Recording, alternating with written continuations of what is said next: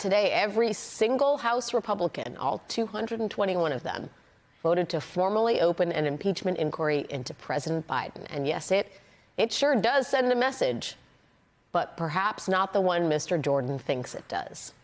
Joining me now is Congressman Adam Schiff of California, member of the House Judiciary Committee. He also served as the lead House manager in Donald Trump's first impeachment trial.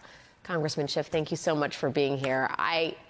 We are told, those of us on the outside of the House of Representatives, that there are these phantom Republican moderates who understand the gravity of what this impeachment inquiry represents and the tenuous position they have as Republicans from districts that Joe Biden won in 2020.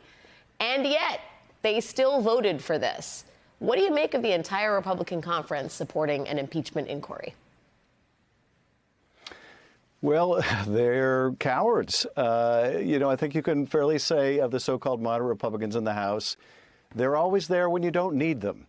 But when there's actually something of consequence, they cave.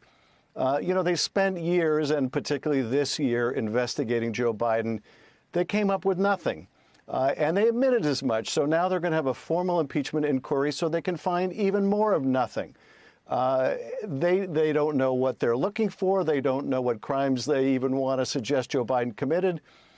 All they do know is Donald Trump wants this. Donald Trump needs this. Donald Trump is going to make their life difficult if they don't give it to him. Those moderate Republicans don't want Donald Trump coming after them and ginning up a primary against them. And so they're going to do this to dilute the stain of his former impeachments, to gratify, their master in Mar-a-Lago. They also know they have no affirmative positive agenda for the country that even their own members can agree on. They're doing nothing on housing costs. They're doing nothing on health care. They're doing nothing on climate. They're doing nothing on guns. They can't agree among themselves on any policy. So what are we doing? What have we spent the year doing? They censured me for leading Trump's impeachment. They vacated their own speaker's chair, and now they want to begin an impeachment proceeding against Joe Biden. This is how they're occupying the nation's time when there are serious challenges like funding Ukraine and Israel that we should be doing.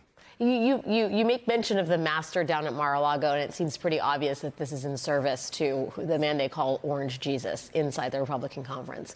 And yet it sort of is a strange strategy, right? If the point is to humiliate Biden by impeaching him, to give him that scarlet letter, it only brings up the fact that Trump himself has been impeached twice. Like, how do you even begin to talk about this on the campaign trail without inevitably ending up back in the place you want to pretend doesn't exist, which is Trump got impeached twice? Well, what they hope to do is muddy the waters. They hope to persuade people, Trump was impeached twice, but it was just politics. And now we're going to impeach Biden, and that's just politics.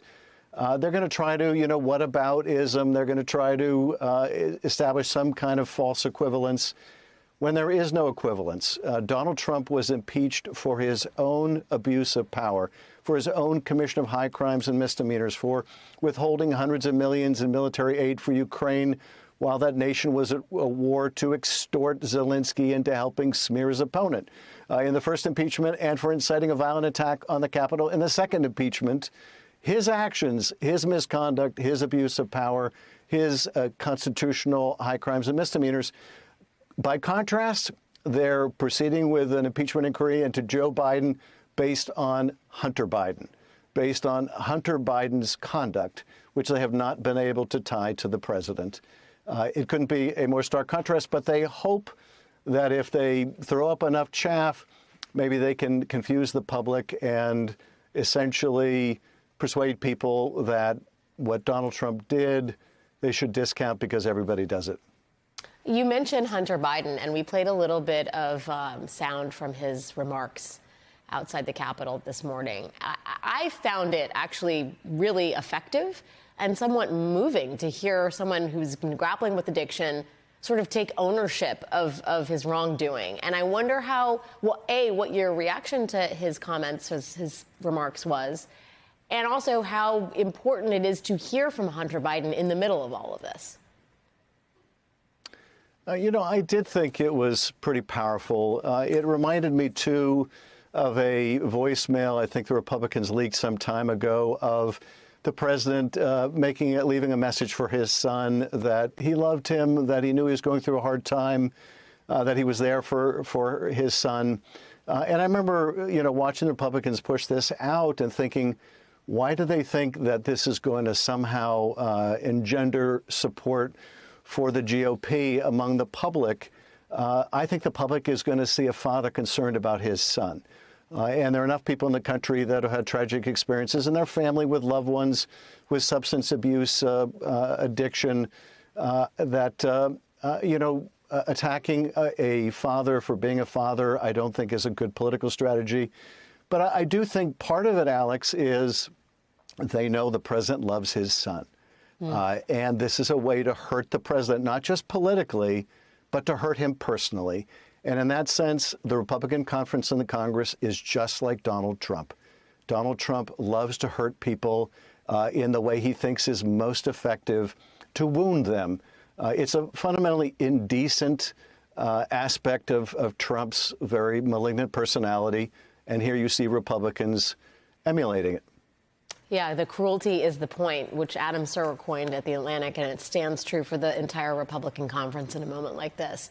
Congressman Schiff, given how organized the Democrats were, how much evidence they had before they began their impeachment inquiry, what are the implications for an impeachment inquiry that's going off to find the evidence, just in terms of the time frame we're operating under, the amount of cost to the American taxpayer, and what they actually come up with, which may not have anything to do with any of the things they are talking about at this moment? I think the biggest costs to the American people are the opportunity costs. That is, while they occupy all the time and attention of the House with these impeachment proceedings and contempt proceedings and vacate the speaker proceedings and expulsion proceedings, they're not dealing with the nation's problems.